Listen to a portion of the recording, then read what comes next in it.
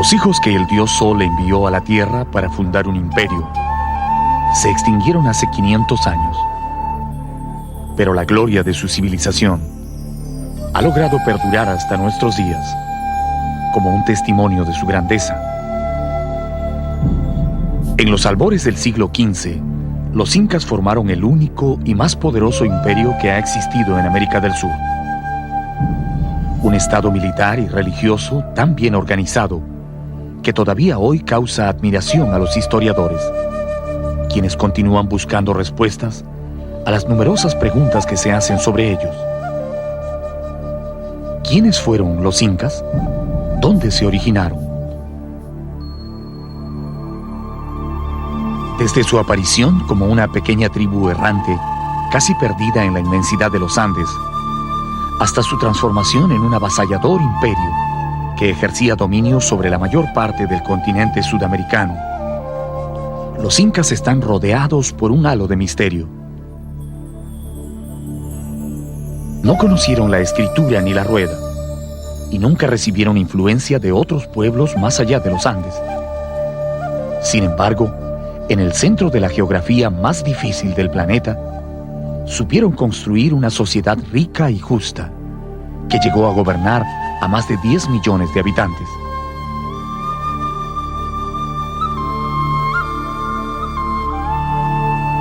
Las tradiciones más antiguas hablan de 14 grandes gobernantes que fueron sucediéndose uno tras otro en la compleja tarea de forjar el estado que llamaron Tahuantinsuyo. Desde Manco Cápac, el héroe fundador, hasta Atahualpa, el último de sus emperadores, los incas fueron uno de los pueblos de más rápido crecimiento que ha existido en la historia. Pero así como su desarrollo fue fulgurante, también lo fue su caída. Su apogeo duró menos de 100 años. El invencible Tahuantinsuyo, que había derrotado a todos los ejércitos que osaron enfrentarlo, se derrumbó repentinamente a manos de un pequeño grupo de conquistadores llegados desde el otro lado del mundo.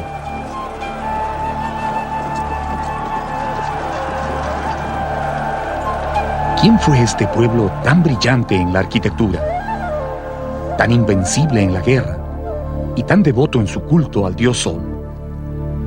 Descubra la magia y los misterios de los incas mientras exploramos su historia, recorriendo la grandiosa ciudad capital, a la que ellos llamaban el centro de la tierra.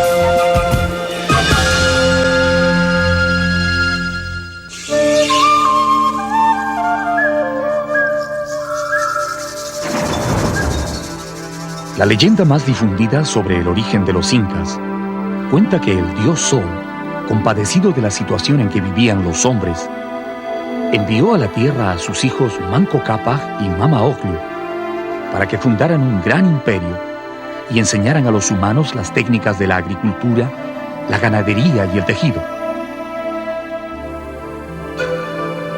La pareja divina, que eran esposos y hermanos a la vez, recibió un cetro de oro con el mandato de fundar su reino, allí donde la vara se hundiera en el suelo. Partiendo de las orillas del lago Titicaca, caminaron durante muchos años buscando esa tierra prometida, hasta que un día la vara se hundió en la cumbre del cerro Guanacaure, a poca distancia del Valle del Cusco. Allí se detuvieron, y en esa región Manco Cápac dio inicio a un fabuloso reino que lograría dominar todo el mundo andino. Fue el escritor mestizo Inca Garcilaso de la Vega el primero que dio a conocer esta leyenda a comienzos del año 1615, como parte de un libro titulado Los comentarios reales de los incas. Es un hermoso relato, pero algunos historiadores creen que no es una verdadera tradición andina, sino una creación literaria de Garcilaso, que intentaba darle al origen de sus antepasados incas un aura de gloria y misterio que fuera atractivo para los lectores europeos. Yo creo que el del Manco Cápac y Mama Ocllo fue, me temo, un invento de Garcilaso, porque le parecía muy bonito, que una pareja fundante, y para Garcilaso no hubo cultura antes. Entonces, eso sabemos que no es así. Para mí, el que me da más parece realmente andino es el de los hermanos Ayar. A 65 kilómetros al sur del Valle del Cusco, en el centro de un frío paisaje andino, hay un cerro que tiene 4 extrañas grutas excavadas en la roca. Se llama Tamputojo. En su base descansa una enorme piedra finamente labrada con asientos y plataformas, típicas de la época incaica. Este es el escenario de una leyenda que no tiene autor, pero que se fue transmitiendo de generación en generación entre los descendientes de los incas. El mito de los hermanos Ayar. El mito dice que de estas misteriosas grutas nacieron un día 4 poderosos hermanos, acompañados de sus respectivas mujeres.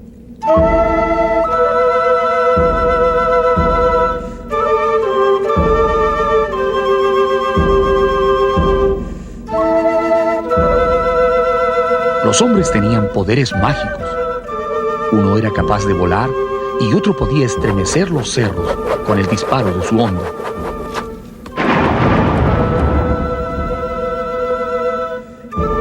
Tan pronto emergieron de las cuevas, Ayarmanco, Ayaruchu, Ayarcachi y Ayarauca, que así eran sus nombres, iniciaron un épico viaje hacia el Valle del Cusco.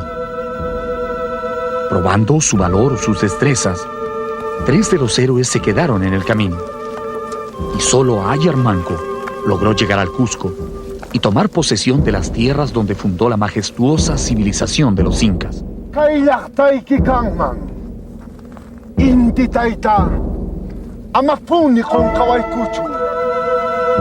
Esta leyenda es la que más entusiasma a los historiadores que estudian el nacimiento de este pueblo, porque menciona lugares y sitios que hasta hoy existen y que todavía son muy respetados por los habitantes del Cusco.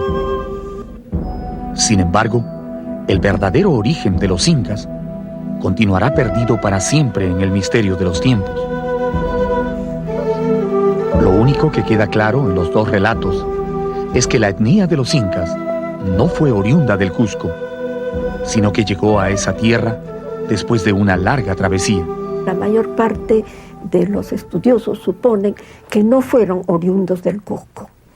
Ellos vinieron de otra parte. Inclusive algunos dicen que eran puquinas, otros que eran aymara. Y por último, quechua hablantes. ¿Pero qué quechua? No se sabe.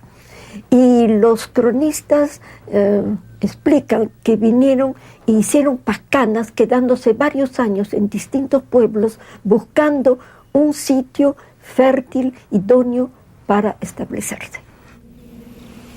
Pero ¿cómo fue que un pequeño grupo llegado desde otro lugar de los Andes logró apoderarse de las mejores tierras y luego someter a todos sus vecinos hasta formar un imperio?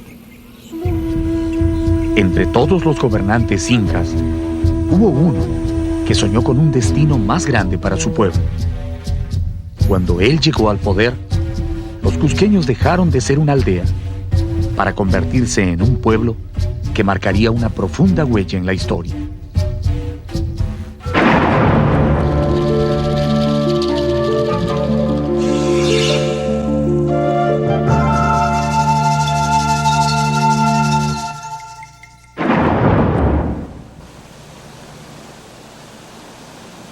El Cusco fue la capital espiritual, política, económica y religiosa del Tahuantinsuyo. Aquí vivieron desde los primeros años de su historia los gobernantes incas, junto con sus familias y la clase dominante. Desde aquí salieron los ejércitos imperiales a conquistar las 4 esquinas del mundo. Y también de aquí se difundió a todo el imperio el culto al dios solar.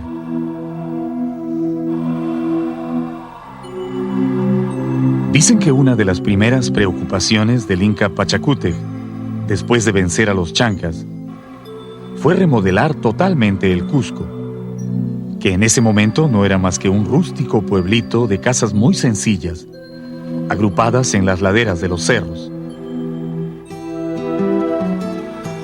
Pachacútec diseñó la nueva ciudad, dándole la forma de un gran puma, el animal sagrado de los pueblos andinos.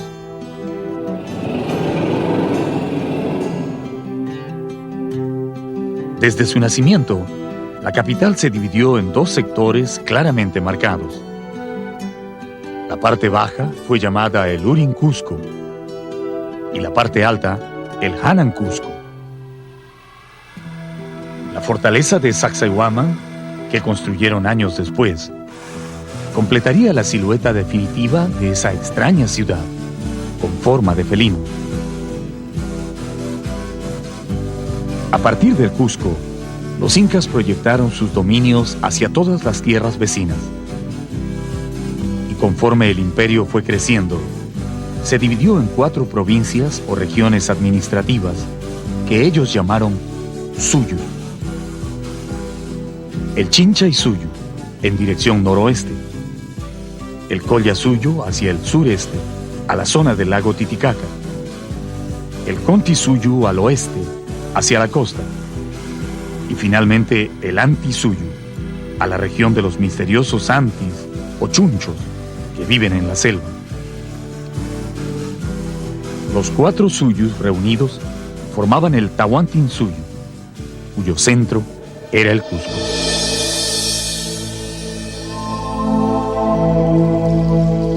Durante el gobierno de Pachacútec, el Cusco se convirtió en una hermosa metrópoli que albergaba a más de 100,000 habitantes.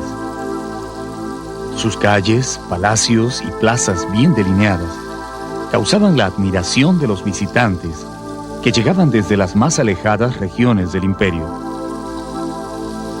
Pero dicen que era el templo del Coricancha lo que más atraía a los foráneos.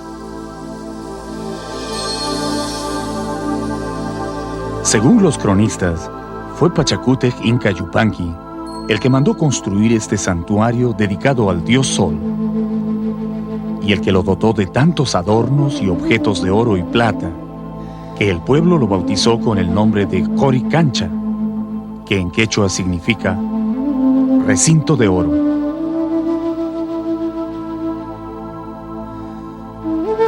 El templo estaba situado en el Urin Cusco, en donde hoy se levanta la iglesia de Santo Domingo.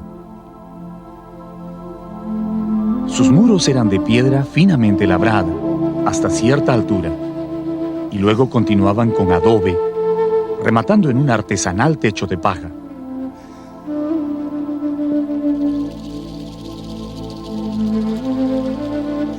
Los primeros europeos que vieron este edificio al llegar al Cusco quedaron deslumbrados por las riquezas que guardaba en su interior. Cuentan que las paredes estaban adornadas con láminas de oro puro, hasta donde llegaba la piedra, y que en cada hornacina había ídolos y objetos rituales primorosamente trabajados en oro y plata nativa.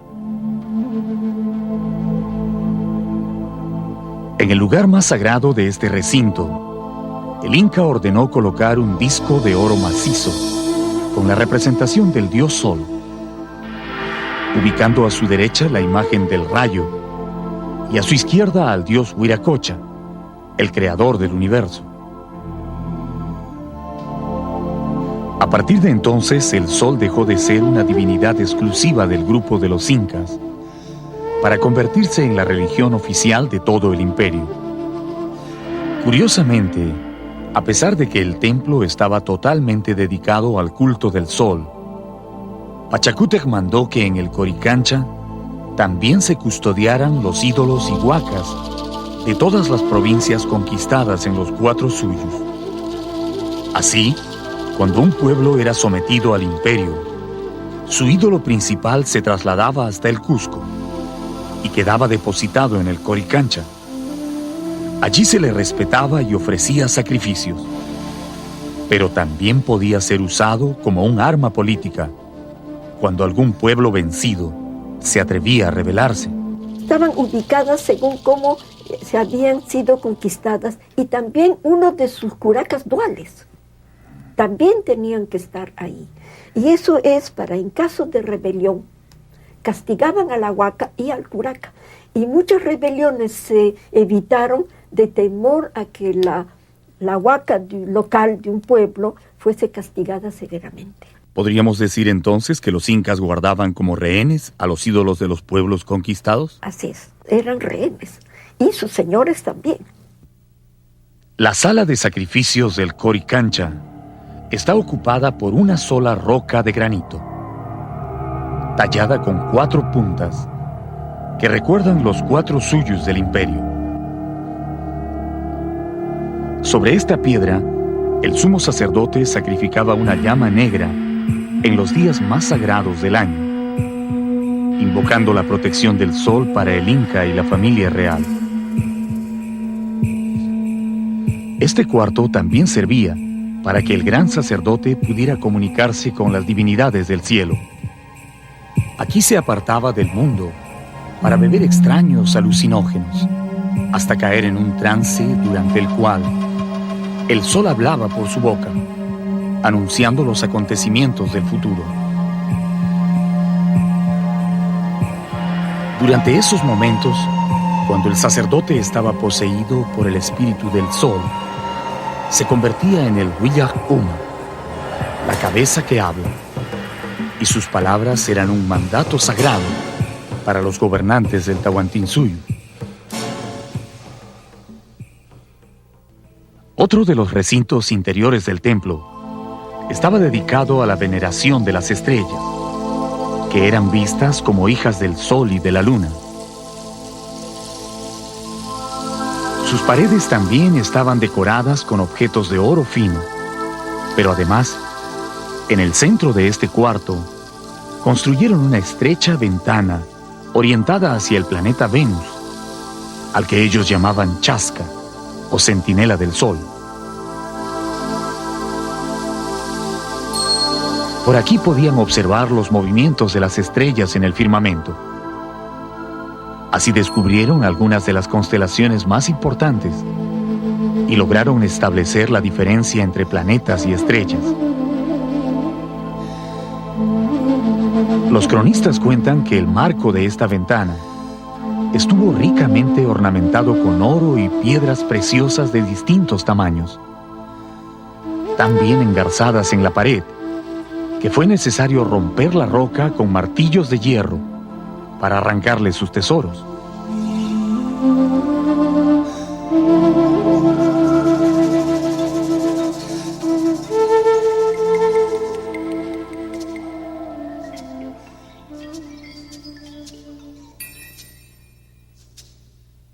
En los años posteriores a la conquista, los sacerdotes dominicos que se instalaron en el Coricancha mandaron cubrir los muros incas con una gruesa capa de yeso, sobre la cual pintaron diversos motivos religiosos. Su intención era hacer olvidar a los indios el antiguo significado del santuario. El yeso ocultó temporalmente al gran templo del sol, pero no logró vencer al tiempo.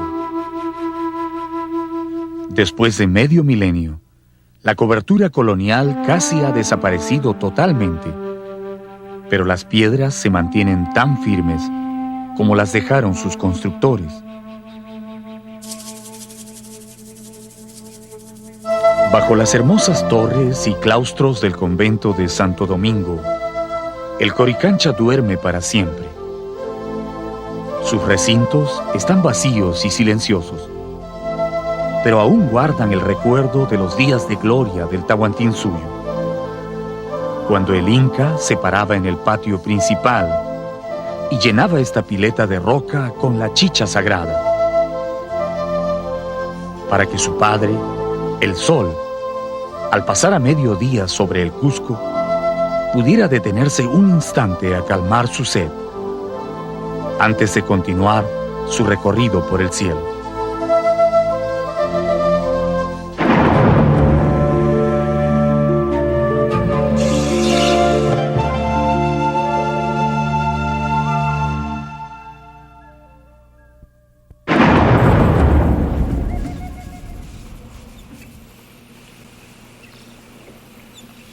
El Cusco es la ciudad viviente más antigua del continente americano.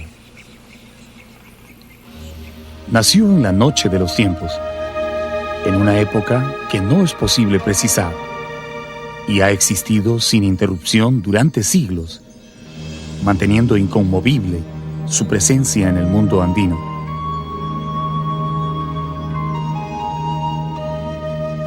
Asentada en las alturas de la cordillera de los Andes, a 3.350 metros sobre el nivel del mar, el Cusco ya era una ciudad con más de 200.000 habitantes, cuando los conquistadores españoles la vieron por primera vez en el año 1533. Dicen que su nombre antiguo era Acamama, pero se cambió a Cusco en la época en que los incas comenzaron a expandirse y formaron el imperio del Tahuantinsuyo.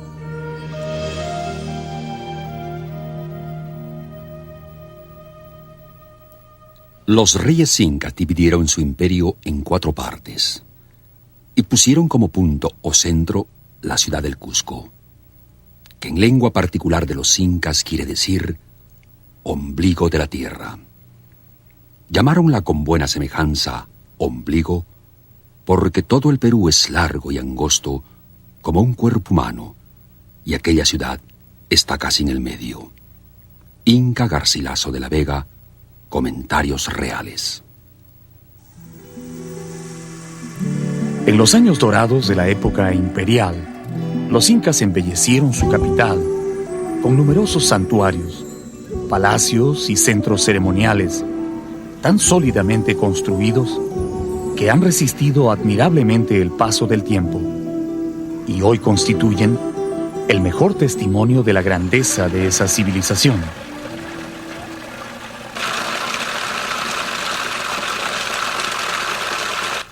Actualmente, cualquiera que visite el Cusco puede ver tantas construcciones provenientes del pasado inca que no podrá dejar de preguntarse: ¿cuánto tiempo tomó levantar todos estos edificios? ¿Y quién ordenó hacerlo?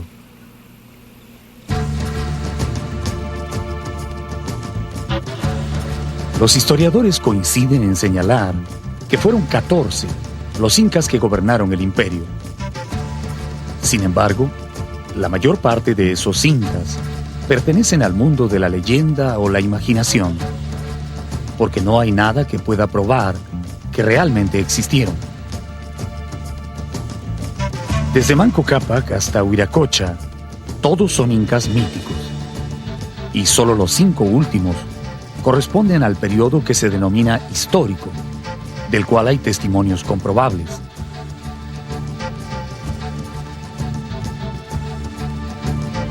La época de esplendor del imperio duró apenas 100 años, y fue en ese lapso que se sucedieron en el poder los 3 incas más importantes: Pachacútec, su hijo Túpac Yupanqui y su nieto Huayna Cápac.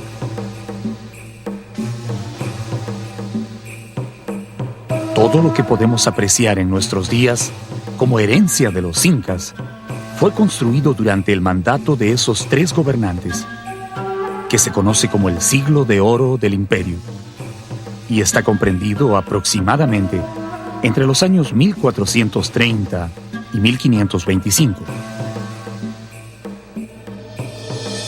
Pachacútec fue el gran iniciador.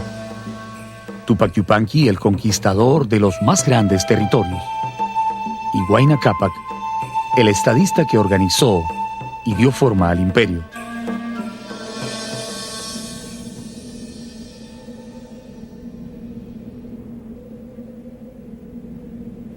Los cronistas afirman que Pachacútec fue un gran arquitecto. Mientras su hijo Tupac Yupanqui guerreaba, extendiendo las fronteras del imperio, él se dedicó a diseñar los baluartes y centros ceremoniales que harían famosa a la ciudad del Cusco.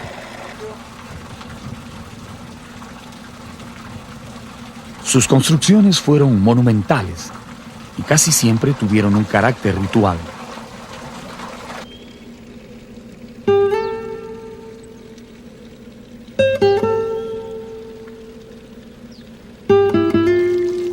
Las fuentes de Tambomachay, situadas a pocos kilómetros del centro del Cusco, fueron construidas en ese tiempo.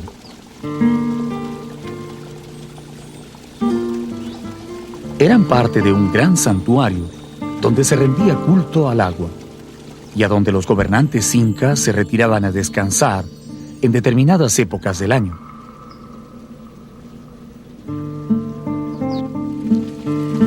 Es una construcción típica del periodo imperial, con grandes muros y ventanas de piedra, talladas y pulidas con increíble maestría.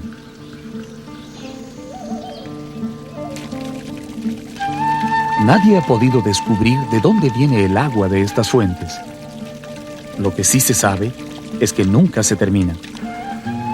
Durante todo el año traen la misma cantidad y siempre es agua limpia y pura.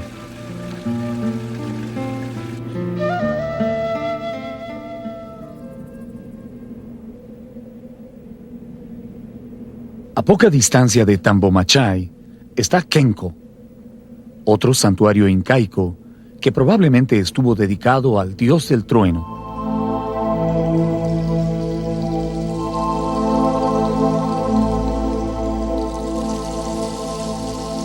En el centro de este lugar se levanta una gran roca que antiguamente fue esculpida con imágenes de pequeños sapos y monos, pero que luego fue destruida en el tiempo de la colonia por los sacerdotes extirpadores de idolatrías, que no deseaban dejar nada que recuerde a los antiguos dioses de los indios.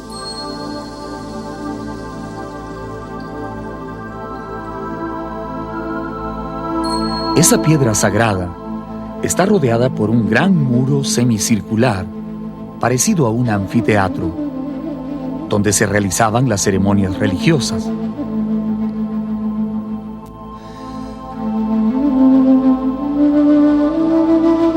Cuentan que las hornacinas servían para colocar a las momias de los incas difuntos o de antepasados importantes, que siempre eran invitados a participar en los rituales.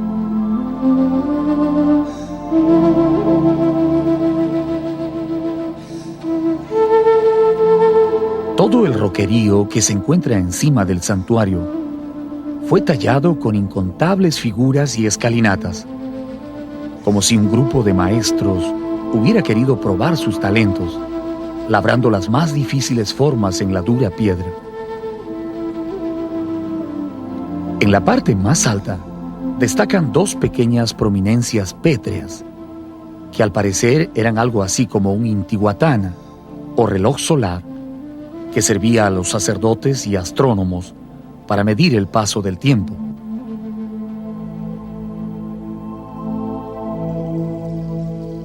Curiosamente, durante el solsticio de invierno, los primeros rayos de sol que llegan a Kenko caen sobre estas rocas, formando una extraña figura que parece un puma con los ojos brillantes.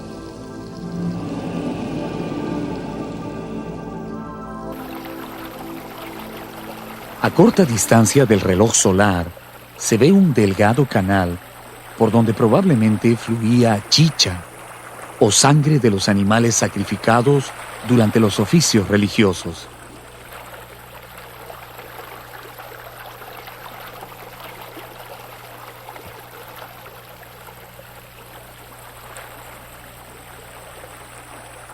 En la parte baja, el canal se divide en 3 pequeños ramales. Para los sacerdotes andinos, si la sangre fluía por el centro, significaba que el sacrificio era del agrado de los dioses. De lo contrario, ese era el comienzo de una época con los peores augurios.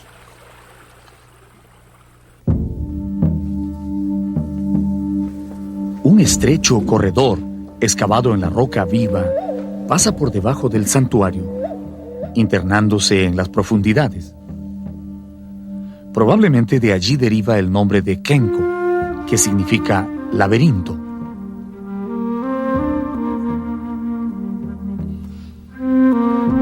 El pasaje conduce a una misteriosa cámara subterránea, que es una verdadera obra maestra del tallado en roca.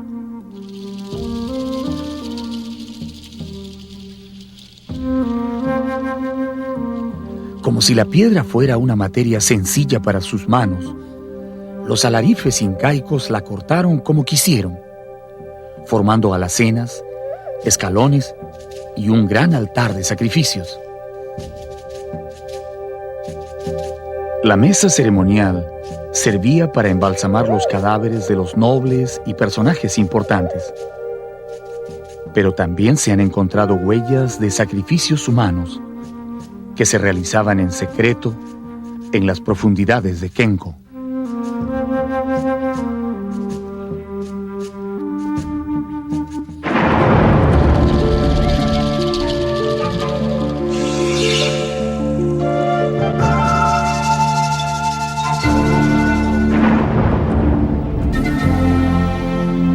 Los hombres que construyeron estos muros pensaban en un reino que no terminaría nunca. Creían firmemente que su pueblo era el escogido del cielo para gobernar el mundo entero. Por eso construyeron Sacsayhuaman, para honrar a sus dioses y dejar un testimonio imborrable de su paso sobre la tierra.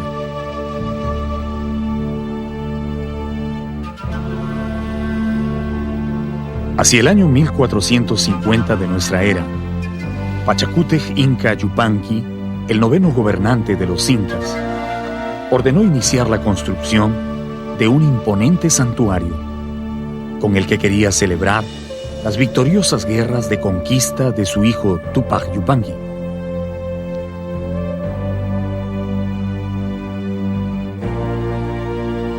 Utilizando la mano de obra de miles de mitmas, trabajadores especialmente traídos desde lejanas provincias, encargó a sus arquitectos construir un conjunto de recintos, baluartes y torreones en las suaves colinas situadas al norte del Cusco.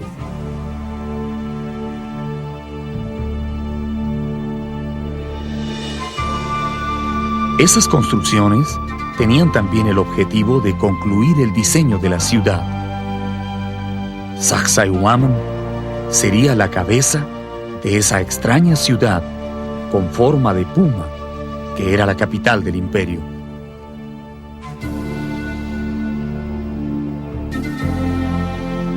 Los trabajadores iniciaron la obra en el tiempo de Pachacútec, pero el Inca no llegó a haber terminado el trabajo.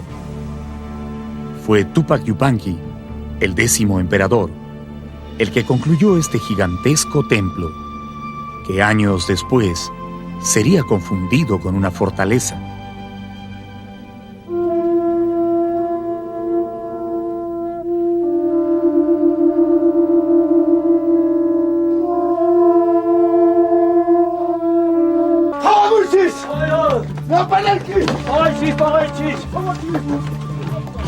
En el año 1535, cuando los conquistadores ya habían capturado el Cusco, Manco Inca, el Inca nombrado por los españoles, decidió rebelarse y levantó un gran ejército con el que logró sitiar la ciudad por varios meses.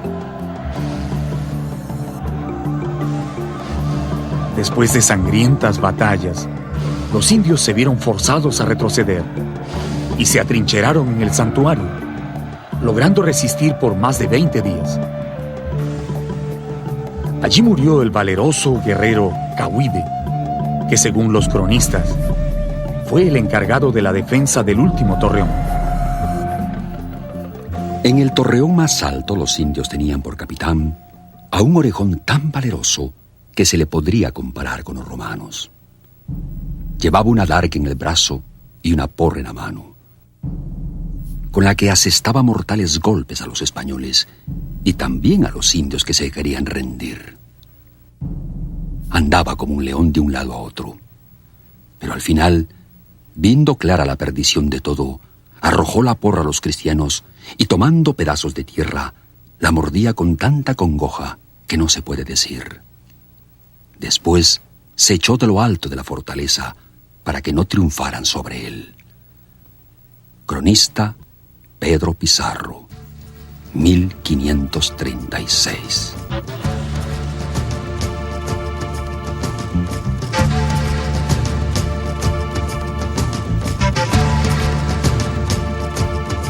Para los conquistadores que presenciaron esa batalla, Sacsayhuamán quedaría en el recuerdo como la fortaleza donde resistieron los indios, y así la describieron en sus crónicas. Solo los naturales sabrían para siempre que fue en el gran santuario el lugar donde terminó la rebelión de Manco Inca.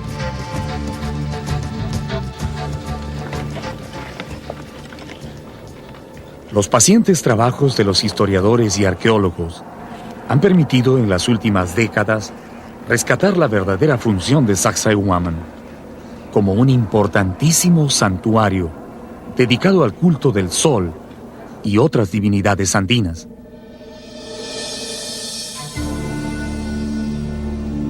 En su época de mayor esplendor, el Cusco no tenía necesidad de una fortaleza para defenderse, y no era una costumbre de ellos construirlas.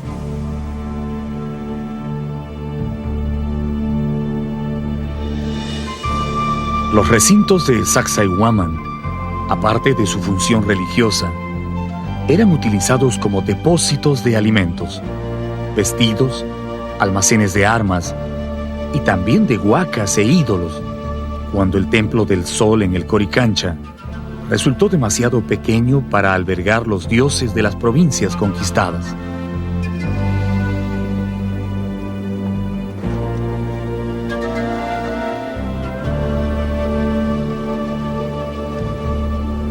Las excavaciones arqueológicas realizadas en la parte alta del conjunto dejaron al descubierto las bases de los torreones de los que hablan las crónicas antiguas.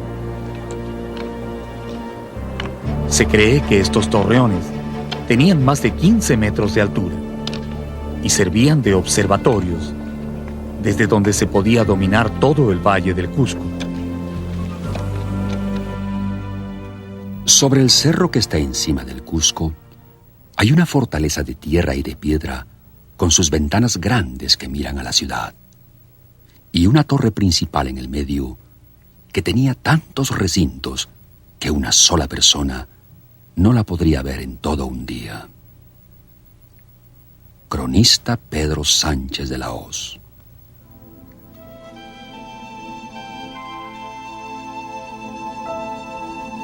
Desde la primera vez que lo vieron, los conquistadores quedaron pasmados ante las dimensiones y belleza de Sacsayhuamán. Les resultaba imposible creer que un pueblo ágrafo, sin conocimiento de la rueda ni del hierro, hubiera podido levantar estos poderosos muros, con rocas que sobrepasan las 100 toneladas, y asentadas unas sobre otras, sin ningún pegamento entre ellas.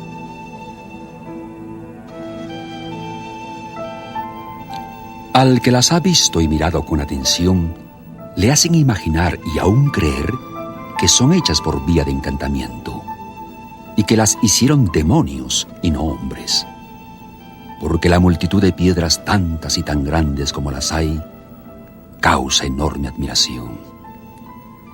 Inca Garcilaso de la Vega, Comentarios Reales.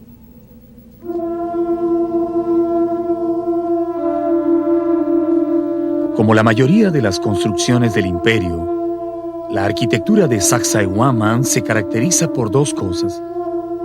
Es sólida y de líneas sencillas.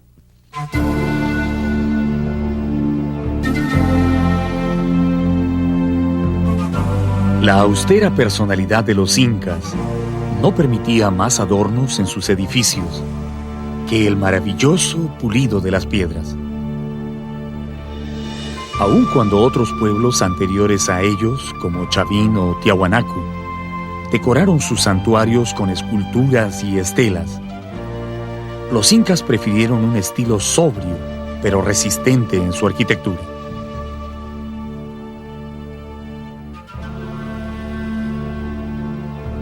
Este lugar, conocido como el Trono del Inca, situado frente a las murallas, es una muestra de la perfección a la que llegaron en el tallado de la piedra.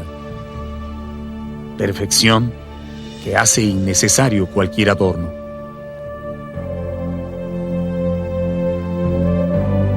En conjunto, viene a ser, en cuanto a esculturas, la escultura que a mi juicio es la de más fino acabado y que les habría demandado mucho tiempo para trabajar, porque esta es una escultura hecha en piedra diorita, y la diorita es más dura que la andesita y la caliza, por lo tanto, aquí han tenido que hacer un trabajo muy fino.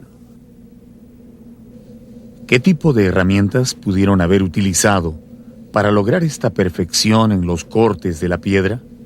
El Museo Inca de Cusco exhibe las plomadas, las barretillas, las barretas, inclusive unos cinceles de bronce de toda dimensión, y luego el frotamiento que remata todo el acabado de la superficie de estas esculturas.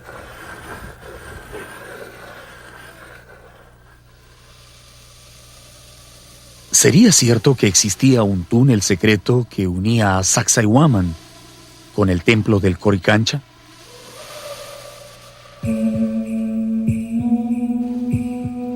Dicen que era un inmenso pasaje que corría bajo la ciudad y que se construyó para permitir la huida de los incas en el caso de peligrar la capital.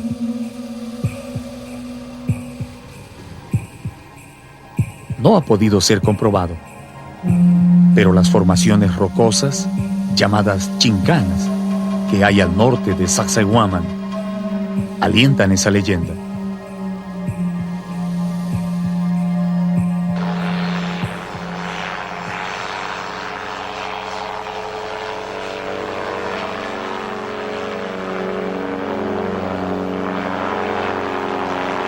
Utilizando un pequeño motor delta con forma de cóndor, nos elevamos sobre Sacsayhuaman para mirarlo desde el aire.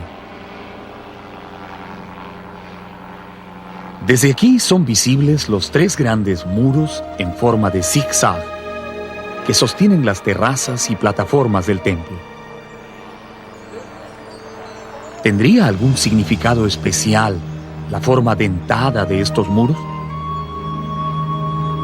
Algunos historiadores creen que representa al rayo, una deidad que también era sumamente importante para los incas. Sacsayhuaman se construye exactamente como un templo dedicado al rayo. Está representado justamente el rayo bueno, o sea, el que trae la lluvia, y el rayo malo, el que trae el granizo.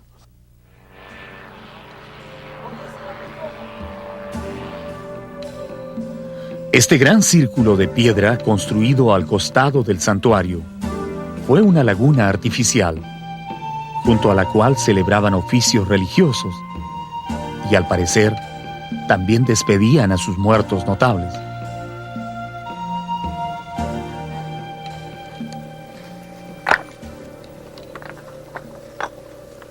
Recientemente, los arqueólogos han descubierto muy cerca de la antigua laguna un cementerio bastante grande, con tumbas de hace 500 años, que contienen restos de cerámicas y adornos metálicos que utilizaban las mujeres de la nobleza en el tiempo de los incas.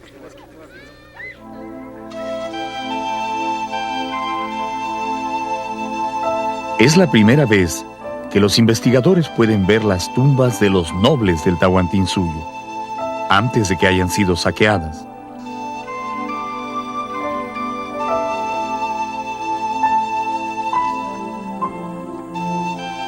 Estas agujas o prendedores se llamaban tupus y los usaban las mujeres para sujetar sus mantas.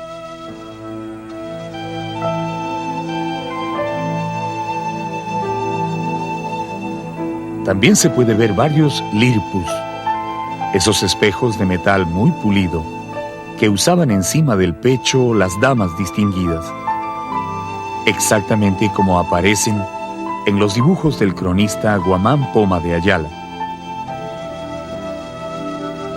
Tal vez estas fueron mujeres escogidas que servían al culto del sol en el santuario, o quizás las esposas de los poderosos señores que gobernaban el imperio. Bajo sus antiguas piedras, Sacsayhuaman todavía guarda muchos secretos.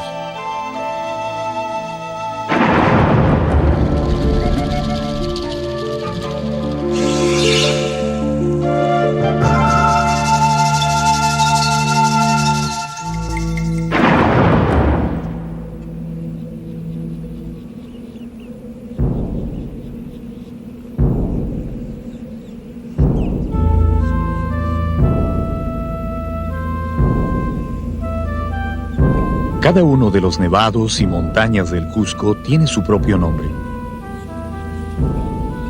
Los pobladores los reconocen por su tamaño y su forma, y hablan de ellos familiarmente, como si fueran parientes o amigos de toda la vida.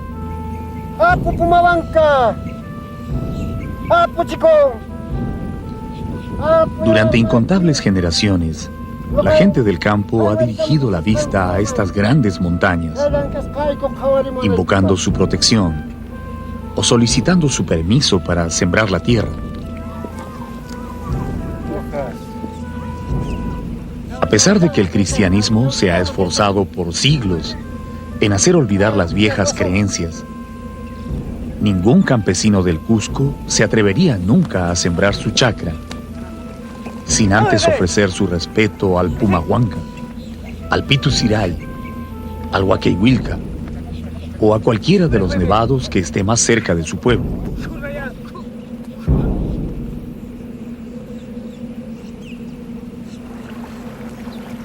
Al pie de las venerables montañas discurre apaciblemente el Huilcamayo, el río sagrado de los incas, al que en castellano también le dicen Vilcanota.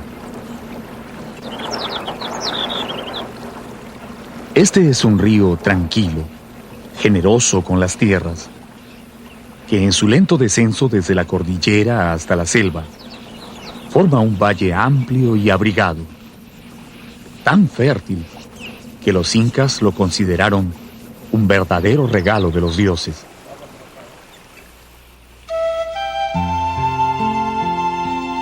Aquí desarrollaron una intensa actividad agrícola. Desde las riberas del río hasta lo alto de los cerros, ordenaron construir andenes o terrazas superpuestas, especialmente diseñadas para no desaprovechar ni un solo pedazo de tierra. Y allí fueron sembrando sus plantas, de acuerdo a las variaciones de la temperatura. Desde maíz, en la parte baja, hasta quinoa, papas y habas en los andenes más altos.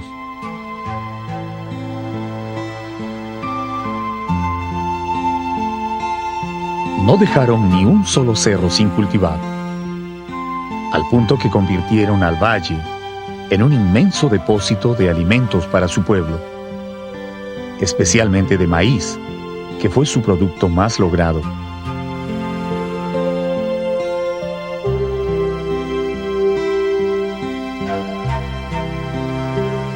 En el sector comprendido entre el pueblo de Pisac y Machu Picchu, los incas dejaron tantos andenes en plena producción que si volvieran a ser utilizados, resolverían totalmente el problema alimentario en todo el sur del Perú.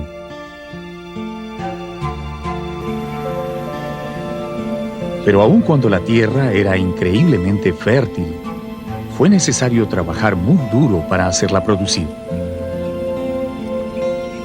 El Valle Sagrado es una muestra de la extraordinaria determinación de los antiguos peruanos, que sin más herramientas que unos cuantos palos y asadones rústicos, lograron producir tanta comida que fue suficiente para ellos y aún les alcanzó para usarla como elemento de negociación con otros pueblos.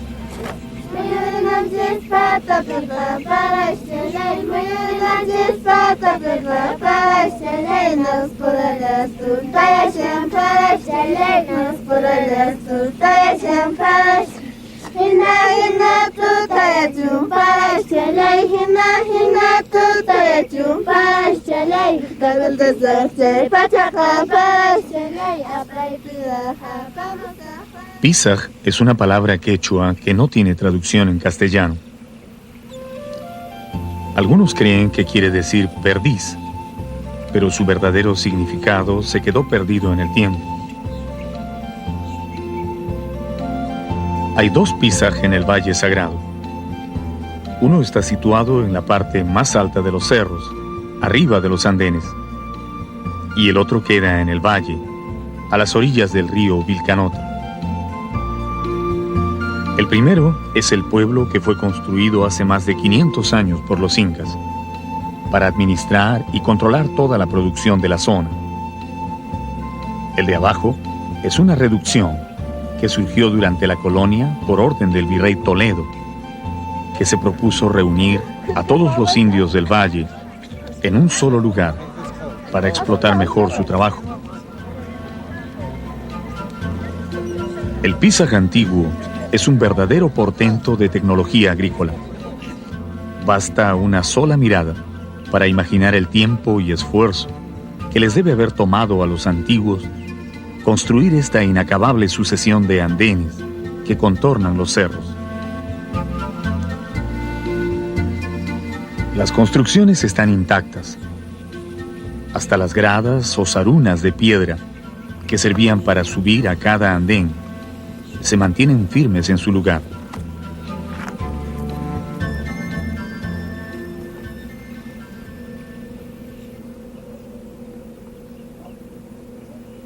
El sector de viviendas ocupa buena parte de la montaña que domina todo el conjunto. Y detrás de ella se encuentra el antiguo cementerio de Tancana Marca, un impresionante barranco en el que colocaban a sus muertos, aprovechando las oquedades de las rocas.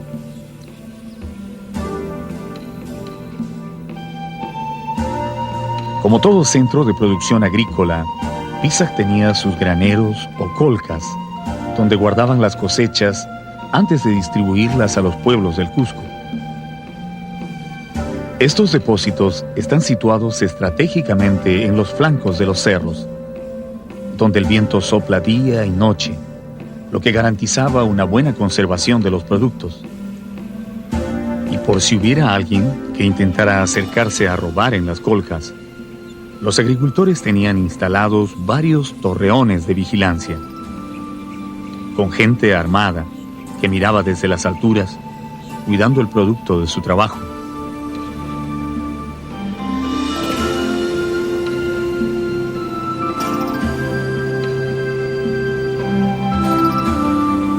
Los andenes solo se podían cultivar con el agua de las lluvias. Si no había lluvia, no había comida. Entonces era necesario hacer constantes sacrificios y pagos a la madre tierra y a los apus o montañas tutelares para atraer el agua.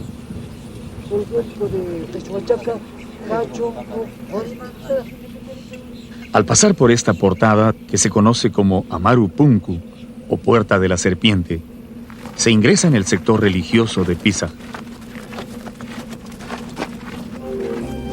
Se trata de un impresionante conjunto de salones, cuartos y pequeñas plazas construidos con bloque de roca arenisca, asentados y pulidos con extraordinaria maestría.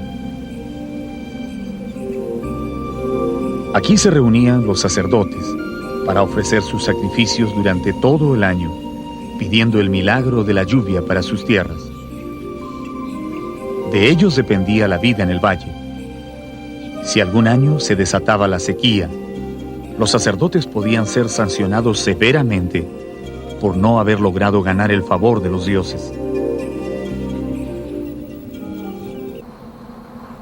El lugar más sagrado de Pisag era el Templo del Sol, donde estaba situado el Intihuatana, una roca cuidadosamente orientada al este, en la que calculaban el movimiento del Sol en el espacio para dirigir los ciclos de siembras y cosechas. Para los antiguos peruanos, la agricultura fue vital en el desarrollo de su civilización, y esa actividad estuvo estrechamente unida a sus creencias religiosas. A lo largo del Valle Sagrado, los andenes y los adoratorios están siempre juntos. Los hombres ponían el trabajo, pero eran los dioses quienes decidían si la tierra daría sus frutos.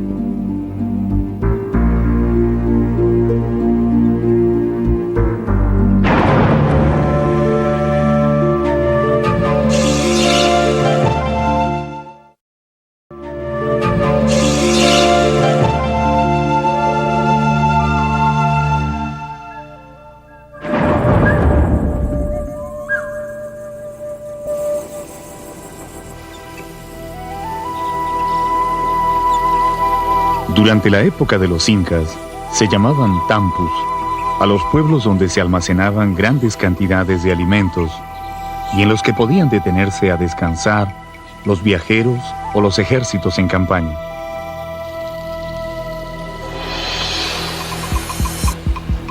Dicen que en ese tiempo, ninguna persona viajaba por placer o por negocios propios. Los que recorrían los caminos del imperio lo hacían casi siempre por orden de sus curacas o del mismo Inca para atender asuntos del Estado.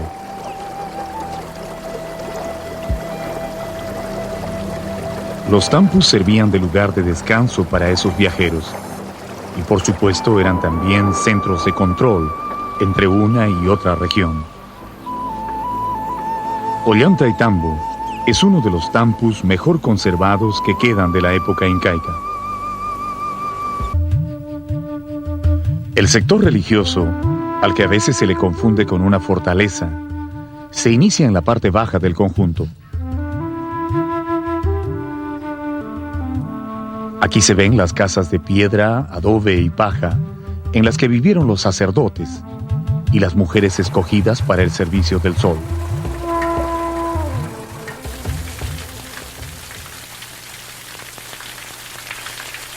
Es un lugar muy apacible, adornado con numerosas fuentes rituales que en su tiempo deben haber servido para las ceremonias del culto al agua.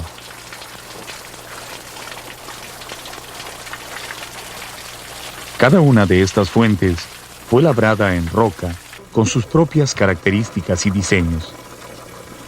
Pero sin duda la más hermosa es la que se conoce como la Fuente de la Ñusta, hecha de una sola roca y decorada con la forma de una portada.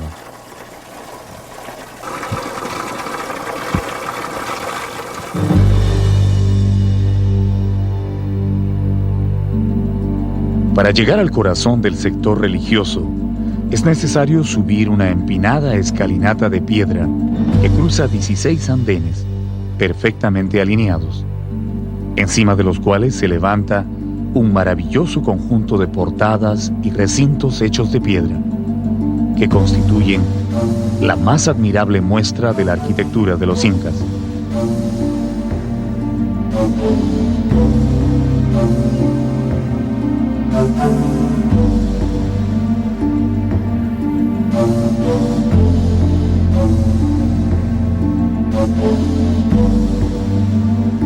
Una monumental pared de 20 metros de longitud, adornada con 10 hornacinas, marca el ingreso al lugar más sagrado de Ollantaytambo. Estamos ingresando al sector de la denominada 10 Ventanas. Es una zona muy importante dentro de Ollantaytambo y presenta estas hornacinas de forma trapezoidal muy fina y bellamente trabajadas. Este trabajo indudablemente corresponde a los realizados en la época inca, probablemente en la época que corresponde a Pachacutic. Cada una de estas hornacinas corresponderían a lo que viene a ser justamente sectores donde se haya podido colocar algunas ofrendas de los visitantes o de las personas que iban a ingresar a este sector sagrado. Estas 10 ventanas están orientadas hacia el norte, que corresponde a este famoso valle denominado del Patacancha, que es uno de los tributarios principales hacia el río Vilcanota. Como se puede apreciar, todas estas estructuras, cada uno de estos mampuestos son finamente trabajados, ¿no? Pulidas, ¿no? Y todo este material indudablemente corresponde por este tipo de arquitectura a un sector eminentemente de carácter ceremonial o religioso.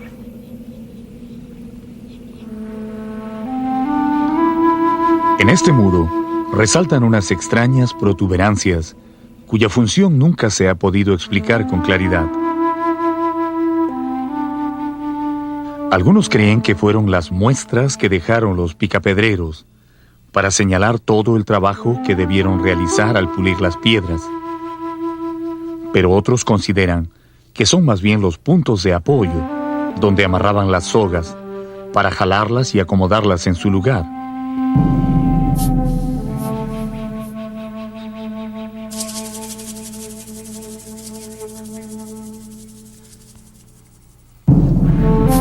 Ambas teorías son bastante difíciles de creer.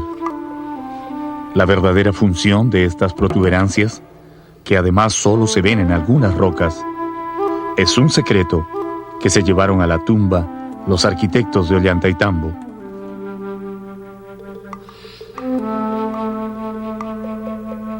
Cruzando la portada del muro de las 10 hornacinas, se llega a la cumbre del cerro, donde se levantan los restos del portentoso Templo del Sol.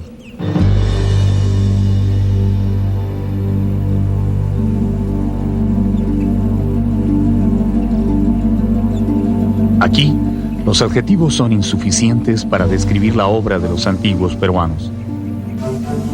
Solamente una gran fuerza de voluntad y una devoción absoluta a sus dioses pudo llevarlos a tallar estos formidables lienzos de piedra con los que quisieron honrar al supremo Inti, el Padre Sol.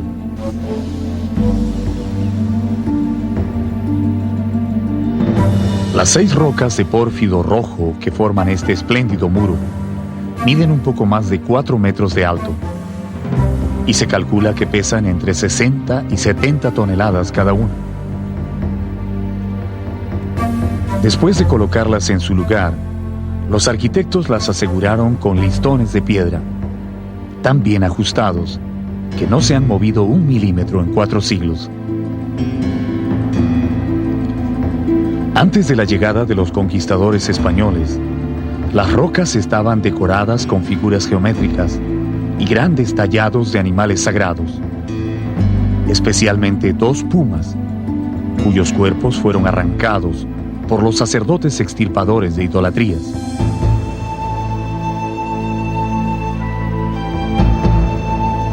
Se afirma que este templo aún no había terminado de construirse cuando llegaron los invasores europeos.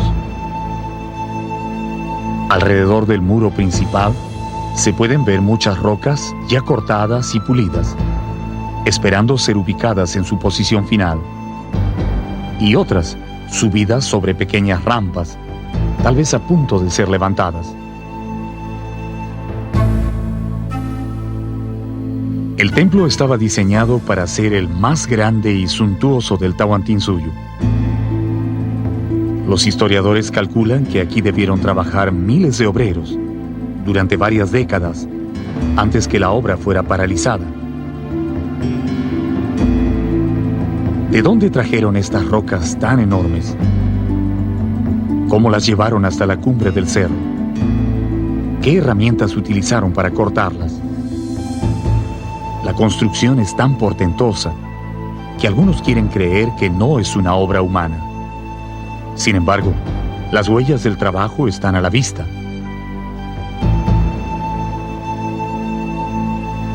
Al costado del muro principal se ve la gran rampa de tierra por donde cientos de hombres subieron las piedras, jalándolas con cuerdas.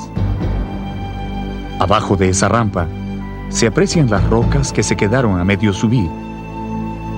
Y si uno dirige la vista hacia un cerro que está a 6 kilómetros de distancia, puede ver con toda claridad la cantera de donde sacaron los bloques de piedra.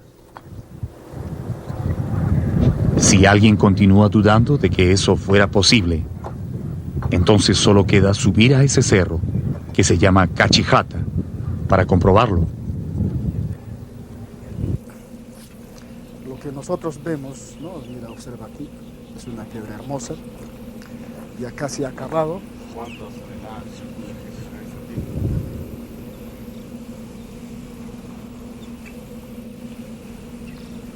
Cuando uno visita la cantera de donde se sacaron las piedras para construir Ollantaytambo, recién se puede dar cuenta del enorme esfuerzo que significó para los constructores incas arrancar las piedras desde este cerro y llevarlas hasta el sitio donde levantaron sus monumentos.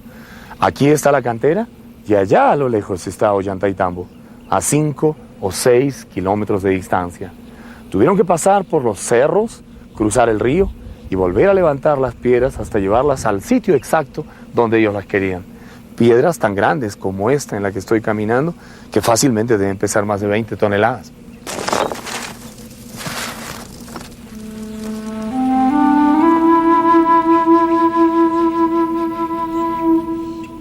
En Cachijata hay cientos de rocas cortadas y listas para ser llevadas a Ollantaytambo, y muchas otras que estaban en proceso de extracción. Pero en la ruta entre la cantera y la obra se encuentran las rocas más interesantes, aquellas que se quedaron a medio camino cuando la construcción fue repentinamente suspendida. A estas piedras, los campesinos las llaman las rocas cansadas y les guardan mucho respeto.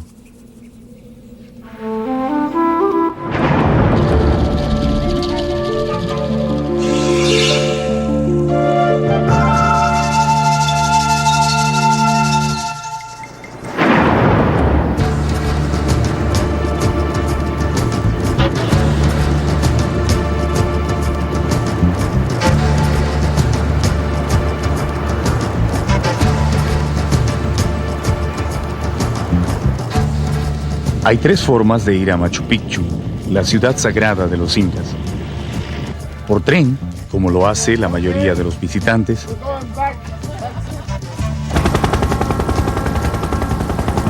En la comodidad de un helicóptero que realiza el viaje en menos de 45 minutos.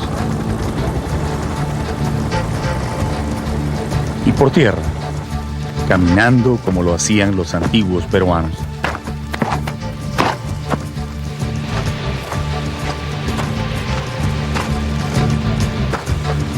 El camino inca es, por supuesto, el más difícil de los 3 métodos, pero sin duda es el que mejores experiencias depara al visitante.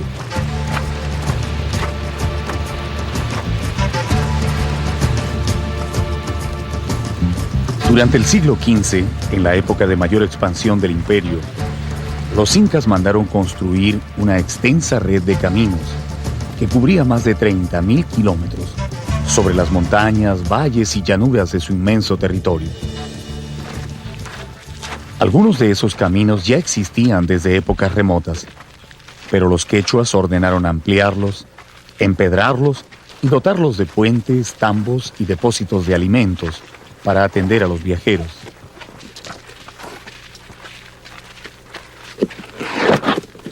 Por aquí se movilizaron los ejércitos y por aquí trajeron después a los pueblos derrotados o mitmas, que fueron obligados a trabajar en las grandes obras del imperio.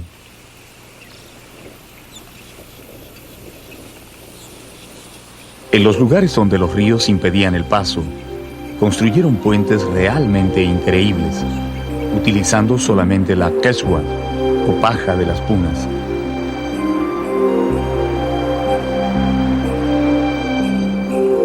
Uno de esos extraordinarios puentes todavía se puede ver sobre el río Apurímac, colgando a 15 metros de altura encima de las profundas aguas del río.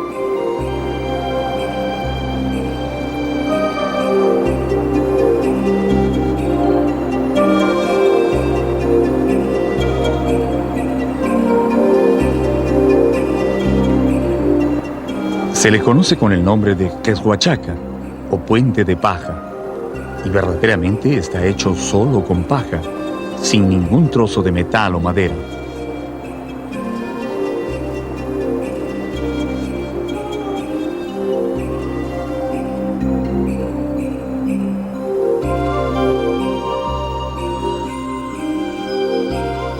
No es fácil cruzarlo. El puente se mueve bastante con el peso, pero es muy resistente. Dicen que en la época incaica, las cuerdas de soporte eran tan gruesas como el tronco de un árbol, de tal forma que un ejército completo podía pasar sin ningún problema.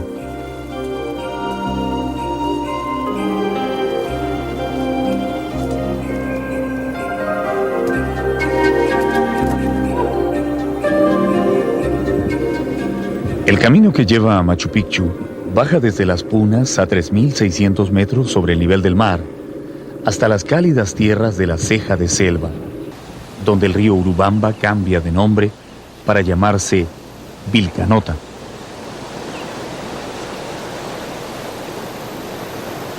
Los restos de numerosos tambos y santuarios todavía son visibles en la ruta, algunos de ellos muy dañados por el tiempo, y otros tan bien conservados que parece que recién se hubieran marchado sus habitantes.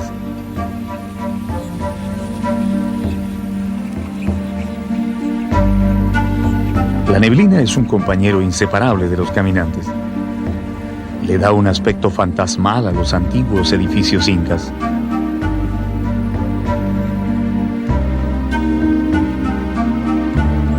Los nombres de algunos de estos sitios están vinculados a la neblina desde muy antiguo, como Puyu Patamarca, que en quechua significa pueblo sobre las nubes.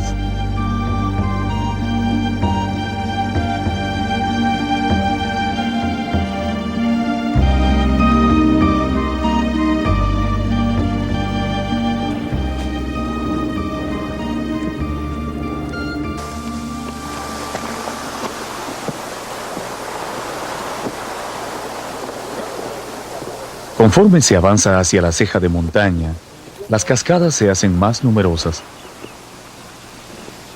así como las flores de variadas especies de orquídeas que bordean el camino.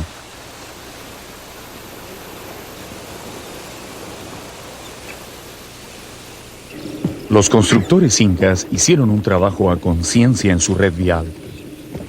Cada una de las piedras y escalinatas de este camino ha resistido 4 siglos de duro trajín y todavía se mantienen firmes en su lugar.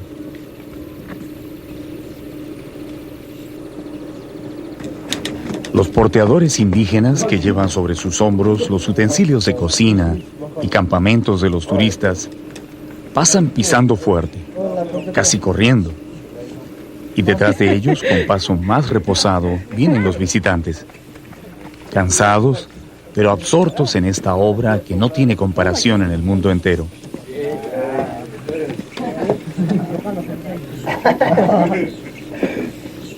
El camino inca no conoce desviaciones. Sigue una línea inconmovible hacia Machu Picchu, faldeando los cerros o trepando sobre ellos sin ninguna indecisión. Si hay que bajar, lo hace, y cuando se debe subir, se lanza hacia la altura sin ahorrar ni un metro de esfuerzo a los caminantes.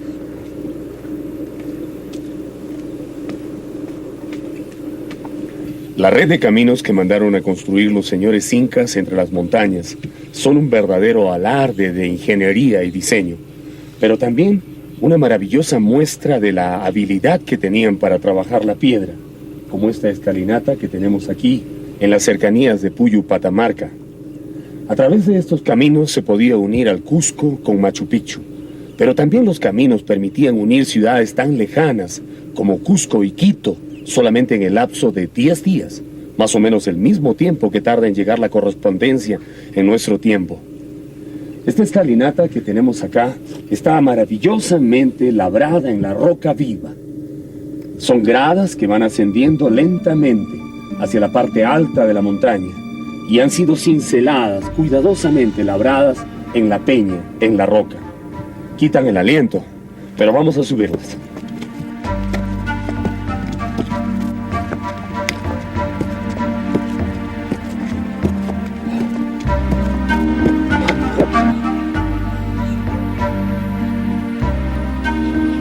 El conjunto de Huña y Huayna, descubierto por el arqueólogo Julio César Tello, es el último lugar de descanso antes de llegar a Machu Picchu.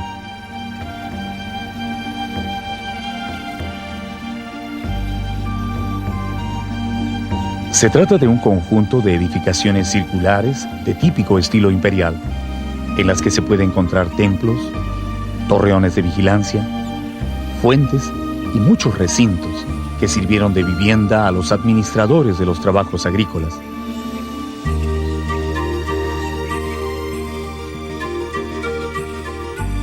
Como corresponde a un pueblo de montaña, los techos de estas casas eran muy altos e inclinados a dos aguas para enfrentar las fuertes lluvias que caen durante casi todo el año.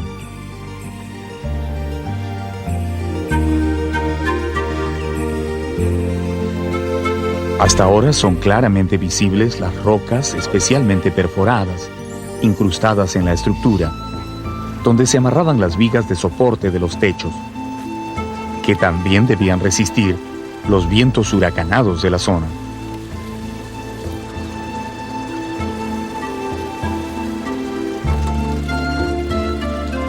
Huña y Huayna fue un gran centro de producción y almacenamiento de alimentos, sobre todo de aquellos que se cultivaban en el cálido clima de la ceja de montaña, como las frutas, los ajíes, el maní y también la coca.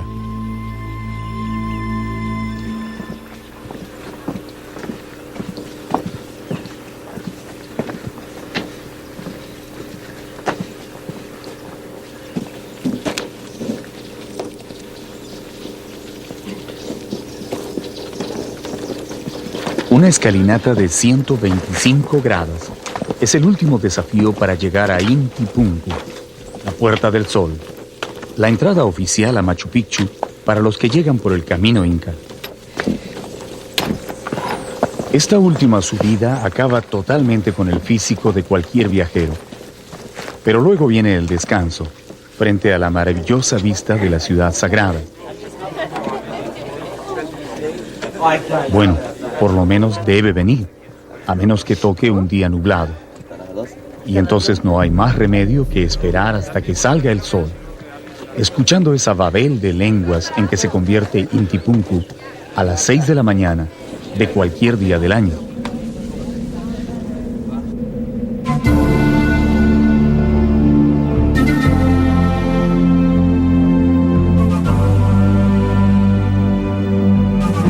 Machu Picchu fue una obra monumental iniciada por Pachacútec a finales de su reinado y concluida por sus sucesores, su hijo Tupac Yupanqui y su nieto Huayna Cápac. Es la máxima expresión de la arquitectura inca imperial, una ciudad que es a la vez un santuario y un centro administrativo, planeado para conquistar los misteriosos territorios de la ceja de selva.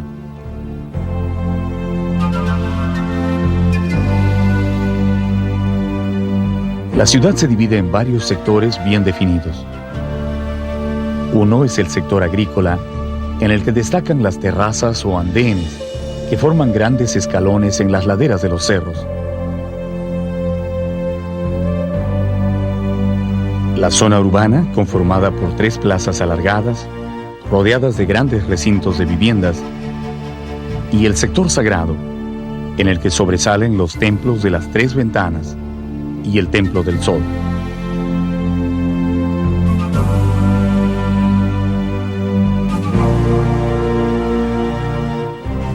En la cima de todo el conjunto reposa el Intihuatán, o reloj solar, desde donde podían vigilar el movimiento del Sol en su viaje por el cielo.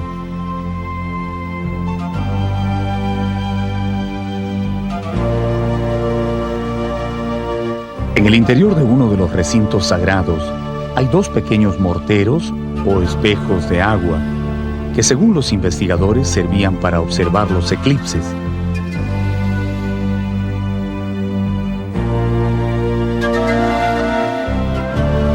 Desde que fue dada a conocer al mundo entero en el año 1911, Machu Picchu es la ciudad prehispánica más visitada del Nuevo Mundo. No hay un solo día del año en que los turistas no suban a visitarla, colmando sus plazas y santuarios con sus pisadas y el sonido de sus voces. Esa es la vista a la que ya nos hemos acostumbrado en nuestro tiempo. Pero, ¿cómo se vería Machu Picchu en su época de gloria?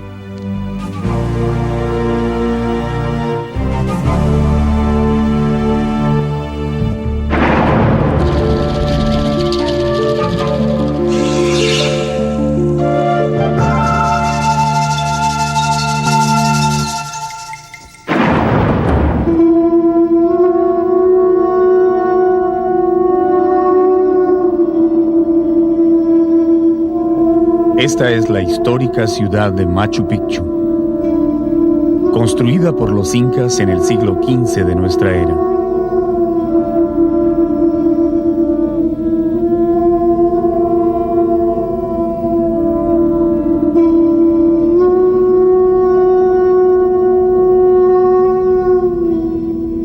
Entre los palacios y recintos de esta antigua ciudad, se escucha ahora el sonido de los pututos llamando a reunión.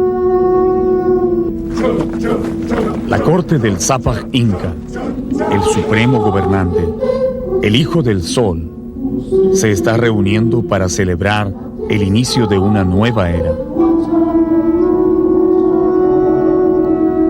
El sol ha completado un círculo en su camino del cielo y es tiempo de pagar a la Pachamama, la Madre Tierra, para que sea generosa con los hombres en el futuro que se aproxima.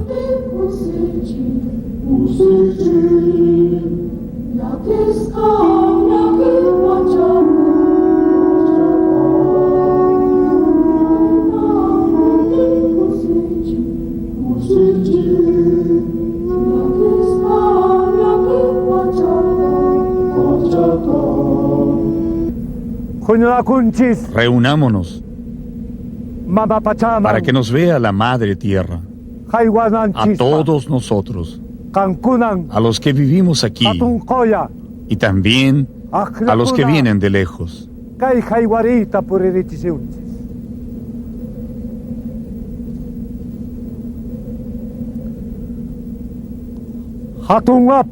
Gran Señor, nosotros queremos adorarte. Señor Huayna Picchu, Señor Putukusi, Señor Machu Picchu, Señor Salcantay.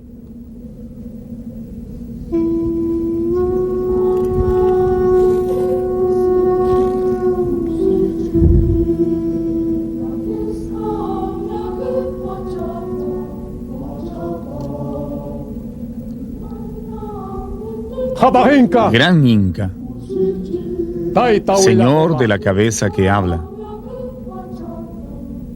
A la Madre Tierra la bendecimos y le ofrecemos un pago.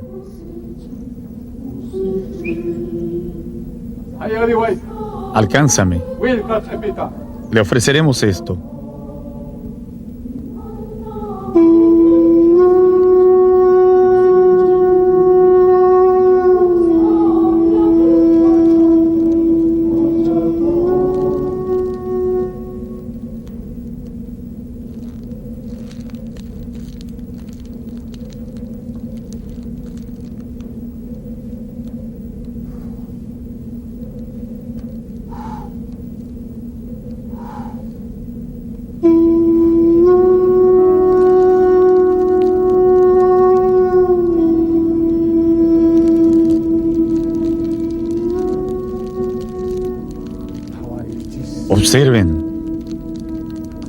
Observen con atención. Observen. Señor Inca, en la coca puedo ver el futuro. Es favorable. Las hojas se queman y son dulces a la tierra. Tendremos un buen año. Habrá mucha comida. Alegrémonos, festejemos. Vienen buenos tiempos, Inca. Eso es lo que veo. Es una buena tierra. Habrá mucha comida. Lo veo, alegrémonos. Alegrémonos mucho. Eso es lo que he visto, señor Inca. Te he escuchado. A ti, sacerdote Cura Jaculli. Has hablado bien. Has visto bien el futuro con tu corazón. Alegrémonos, pues. Todos. Alegrémonos. Alegrémonos y gritemos Haile.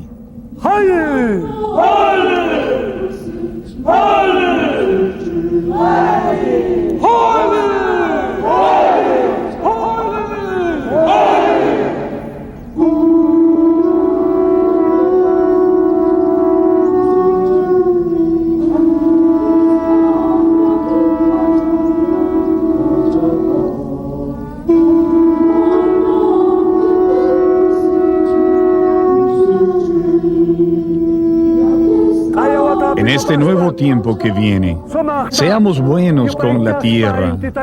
Demos gracias al Padre Sol que nos mira desde arriba. Felicidad a todos, a la Madre Tierra. Hasta el año que viene.